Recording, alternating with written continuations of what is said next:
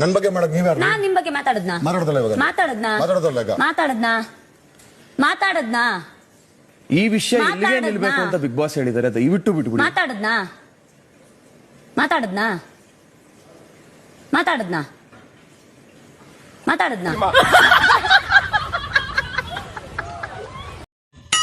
ಲೇ, ಬೆಳಗಿನ ಜಾವ ಒಂದು ಕನಸು ಬಿದ್ದಿತ್ತು. ಆ ಕನಸಲ್ಲಿ ನಾವಿಬ್ರು ದೇವ್ರ ಹತ್ರ 1 ಕೋಟಿ ದುಡ್ಡು ಕೇಳಿದ್ವಿ. ಆಮೇಲೆ ಆಗ ದೇವರು ಇಬ್ಬರಿಗೂ ಕೊಡಕ್ಕಾಗೋದಿಲ್ಲ, ಯಾರಿಗಾದ್ರೂ ಒಬ್ಬರಿಗೆ ಕೊಡ್ತೀನಿ ಅಂದ್ರು. ಹೌದಾ? ಅದಕ್ಕೆ ನೀವೇನಂದ್ರಿ? ನನಗೇನ್ ಬೇಡ, ನನ್ನ ಹೆಂಡತಿ ಕೊಡಿ ಎಂದೆ. ಅಯ್ಯೋ, ನನ್ ಕಂಡ್ರೆ ಎಷ್ಟು ಪ್ರೀತಿ ನಿಮ್ಗೆ. ಆಮೇಲೆ ದೇವ್ ದುಡ್ಡು ಕೊಟ್ರ? ಹಾ, ಕ್ಯಾಶ್ ರೆಡಿ ಇದೆ, ನಿನ್ ಹೆಂಡತಿನ ಮೇಲ್ ಕಳ್ಸು ಅಂದ್ರು.